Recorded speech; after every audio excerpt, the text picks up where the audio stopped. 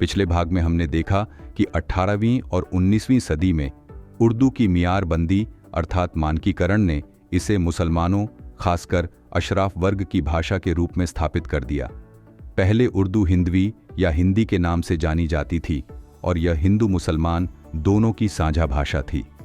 लेकिन जैसे जैसे इसमें फारसी और अरबी का प्रभाव बढ़ा और इसे फारसी लिपि में लिखा जाने लगा, यह अशराफ मुसलमानों की पहचान से जुड़ गई।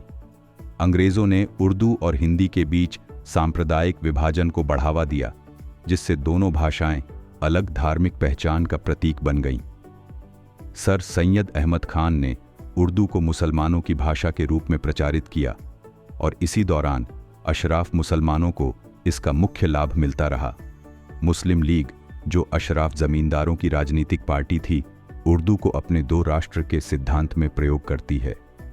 इस तरह उर्दू को सिर्फ मुस्लिम पहचान से जोड़ दिया गया और पसमानदा समाज को, जो अपनी क्षेत्रीय भाषा और बोलियां बोलता था, उस पर भी उर्दू को अपनी अर्थात पसमानदा समाज की भी भाषा समझने का दबाव बन गया। यहाँ तक समझने के बाद आपको यह बात समझ में आ गई होगी कि उर्दू का जन्म भले ही भारत के निम्न वर्ग में हुआ था, लेकिन बाद में उर्दू अशराफों की जुबान बन के रह गई। फारसीकरण ने उर्दू को अशराफ मुस्लिम सांस्कृतिक पहचान के प्रतीक के रूप में स्थापित किया। कहा जाता है कि किसी भी सभ्यता को मारना है तो उनकी भाषा को मार दो, सभ्यता अपने आप कब्र की पनाह ले लेती है। पसमानदा समूहों के लिए भाषा उनकी सांस्कृतिक पहचान और सामूहिक स्मृति का एक महत्वपूर्ण हिस्सा होती है। जब उनकी भाषा को दबाया या नष्ट किया जाता है तो उनकी सांस्कृतिक पहचान भी खतरे में पड़ जाती है। पसमानदा समाज अपनी क्षेत्रीय भाषा को बोलता था, पर अशराफ वर्ग पसमानदा समाज को अहल ए ज़बान में शामिल नहीं करते थे। इसका असर भी उर्दू अदब में नज़र आता है। 85% पसमानदा समाज को, उनकी समस्याओं को और उनकी संस्कृति को सिरे से खारिज कर दिया गया है। जब किसी समुदाय की भाषा को दबाया जाता है तो उनकी राजनीतिक और सामाजिक शक्ति भी कमज़ोर हो जाती है। यह उन्हें सत्ता के ढांचे में और भी अधिक हाशिए पर धकेल देता है। उर्दू अदब में प्रगतिशील आंदोलन, जिसे तरक्की पसंद तहरीक भी कहते हैं, का भी एक दौर चला है, पर उनकी सारी प्रगतिशीलता अपनी जाति पर आकर ख़त्म हो गई। इन्होंने खुदा की ज़ात को तो आड़े हाथों लिया, पर अपनी ज़ात पर कुछ नहीं लिखा। ये बताना ना होगा कि प्रगतिशील आंदोलन के शुरुआती दौर में लिखने वाले सभी लोग उच्च जाति के थे। ये लेखक और शायर जाति का प्रयोग बस वहीं तक करते हैं जहां से ये अपने वर्ग संघर्ष की बात शुरू कर सकें। मुस्लिम वर्ग के लोग, अशराफ, अपनी कमी, कुरीतियों और सामाजिक नाइंसाफियों के बारे में खुद भी कम लिखता बोलता है, और दूसरे समाज के लोग यदि किसी भाषा साहित्य के माध्यम से उन मुद्दों को उठाता है तो मुसलमानों के विशेष वर्ग अशराफों की तरफ से हंगामा खड़ा किया जाता है। ऐसी सूरत में उर्दू भाषा समेत अन्य भाषाओं पर पूरे मुस्लिम समाज अथवा पसमानदा अथवा दलित मुसलमानों के संबंध में लेखक प्राय बचने की ही कोशिश करते रहते हैं। चूंकि उर्दू पर अशराफ लोगों का वर्चस्व है, इन्हीं के पास तमाम संसाधन हैं, इसीलिए यही तय करते हैं कि गज़ल के मौजूआ मुद्दे क्या हों। अगर पसमानदा शायर और लेखक कुछ लिखते हैं तो उसे अदब के स्तर का ना मानकर खारिज कर दिया जाता है।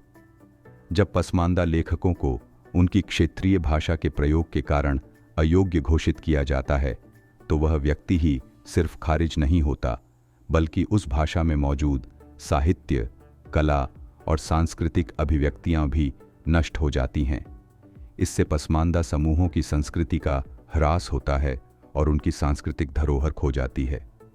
पसमानदा शायर अदब में स्वीकार किए जाने की लालच में आज अपने लूम, साड़ी, कपड़े, बानी, खेती किसानी, अपने मवेशी, कपड़े और अपने समाज की परेशानी वगैरह पर शेर न लिखकर अशराफों की तरह औरतों की कमर, उनकी जुल्फों पर शायरी करता नजर आ जाएगा। ऐसा नहीं है कि उर्दू अदब जाति से अनजान था। मिर्ज़ा हादी, रुस्वा की उमराव जान अदा को ही लें। इस कहानी में नवाब छब्बन साहब का एक दोस्त था, हुस्नू, जो छब्बन साहब से बेईमानी करता है, पर छब्बन साहब की तवाइफ किताब में रंडी लफ्ज़ लिखा है। बिस्मिल्लाह को पता चल जाता है। इस पर बिस्मिल्लाह नवाब साहब से कहती है, बिस्मिल्लाह, कहो तो नवाब हुस्नू को कोतवाली भिजवा दूं? नवाब छब्बन, नहीं, मेरे सर की कसम, ऐसा न करना, सैयद है। बिस्मिल्लाह। सैयद काहे का? उसके बाप का तो पता नहीं। नवाब खैर, वह तो अपने मुंह से कहता है। अब आगे हम उर्दू अदब की एक और पसमानदा वर्ग की बात करते हैं, जिसे औरत कहा जाता है। उर्दू अदब में एक अशराफ लेखक के लिए 3 प्रकार की औरतें उसकी जिंदगी में आती हैं। पहली तवायफ, दूसरी नौकरानी और तीसरी उसकी बीवी। हम यह देखते हैं कि तवायफ और अपनी बीवी यानी अपने घर की संस्कृति और अपने वर्ग की चेतना पर तो इन लोगों ने खूब लिखा है, पर बात जब नौकरानियों की होती है तो इनकी कलम शांत हो जाती है। यहाँ इस बात को समझें कि भारत के इतिहास में वर्ग और जाति तकरीबन एक जैसी ही रही है।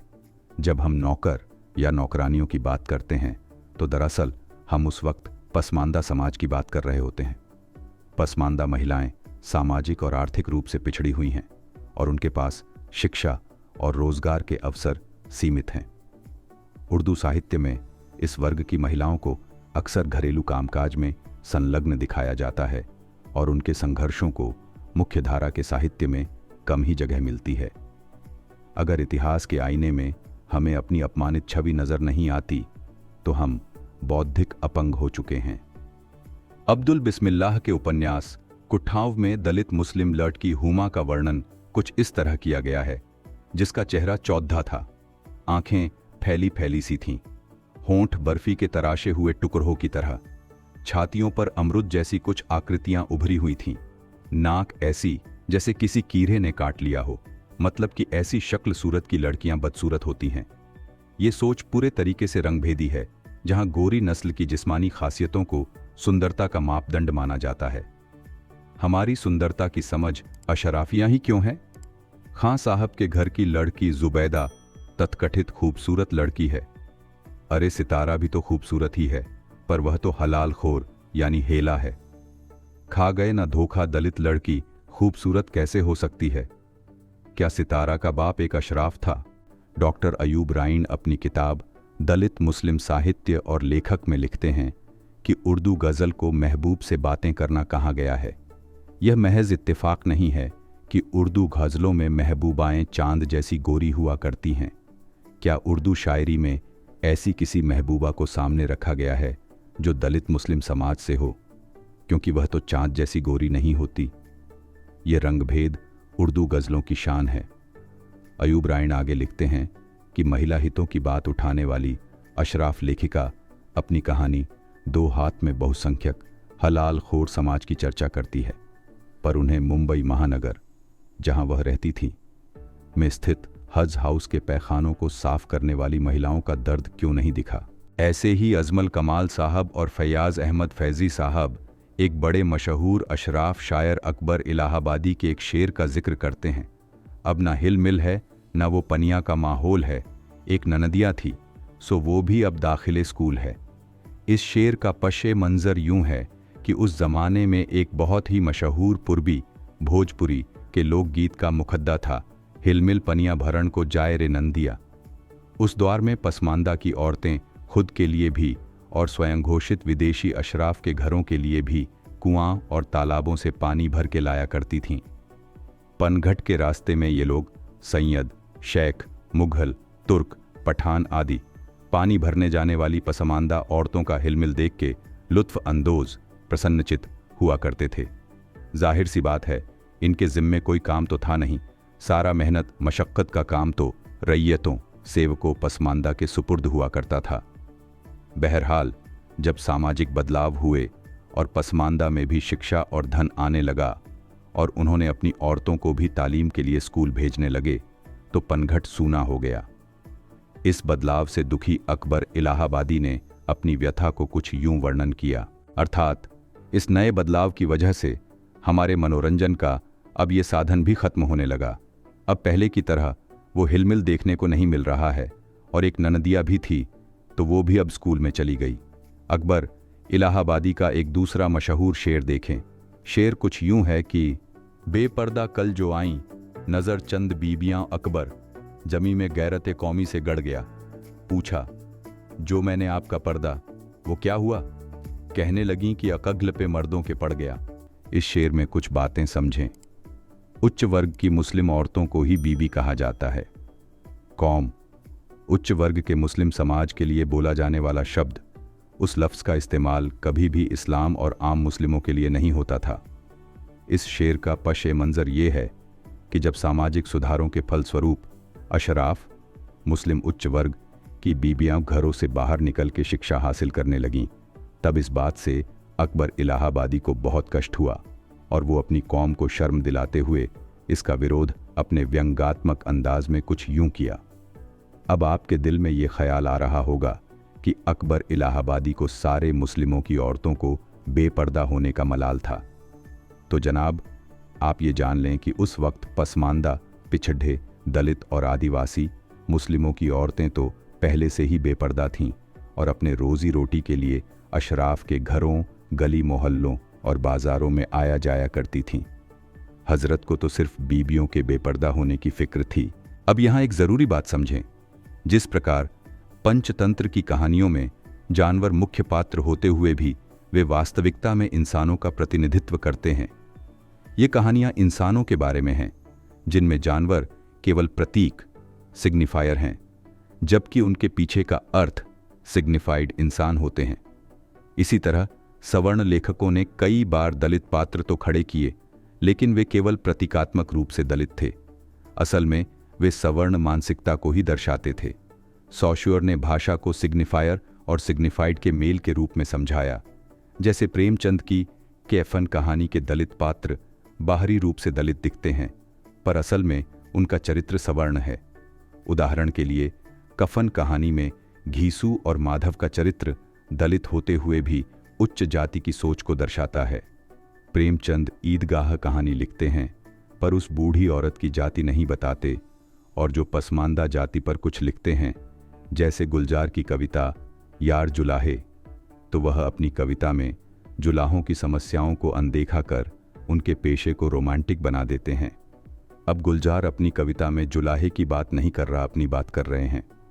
इस तरह की रोमांटिसाइजेशन से समस्याओं को केवल बेचा जाता है, अपनाया नहीं जाता। हर भाषा के अस्तित्व का अपना महत्व है, क्योंकि भाषा में मानव जाति का अस्तित्व समाहित है। जैसे जैसे हमारे फलसफे वक्त के साथ बदलते हैं, वैसे वैसे हमारी ज़बान में भी बदलाव झलकने लगता है। उर्दू को पसमानदा समुदाय के दर्शन और आत्मा से कौन मिलवाएगा? यह काम अशराफ समुदाय से उम्मीद करना व्यर्थ है, क्योंकि वर्तमान उर्दू साहित्य पर उनका प्रभुत्व है और यह साहित्य उनके अनुभवों और दृष्टिकोणों से प्रभावित है। पसमानदा समुदाय को अपने दर्द और संघर्षों को अपनी भाषा में व्यक्त करने की आवश्यकता है। पसमानदा समुदाय को अपनी लड़ाई को आवाज़ देने के लिए अपनी भाषा को गढ़ना और मजबूत करना होगा। इसके लिए आवश्यक है कि वे अपने इतिहास में हुई हर नाइंसाफ़ी और उसके प्रतिरोध को दर्ज करें। यह केवल साहित्यिक कार्य नहीं है, बल्कि यह एक सांस्कृतिक आंदोलन है जो पसमानदा समुदाय की आवाज़ को मुख्य धारा में लाने का प्रयास करेगा। सबसे ज़रूरी यह है कि मौजूदा उर्दू अदब, जो कि अशराफ जातियों का अदब है, उसे रद्द करने की आवश्यकता है। इसका अर्थ यह नहीं है कि इसे पूरी तरह से नकार दिया जाए, बल्कि इसकी आलोचना करते हुए इसे पुनः परिभाषित किया जाए, ताकि यह सभी समुदायों के अनुभवों और दृष्टिकोणों को समाहित कर सके। इस प्रकार उर्दू भाषा के माध्यम से पसमानदा समुदाय की आवाज़ को सशक्त बनाना और उनके अनुभवों को साहित्य में स्थान देना एक महत्वपूर्ण कदम है, जो सामाजिक न्याय और समानता की दिशा में अग्रसर करेगा। हमें उर्दू को त्यागने की नहीं, बल्कि उस पर कब्जा करने की ज़रूरत है। अभी आप लेखक अब्दुल्लाह मंसूर के लेख उर्दू ज़ुबान में पसमानदा अदब क्यों नहीं है को हमारे YouTube चैनल पासमंडा डेमोक्रेसी पर सुन रहे थे।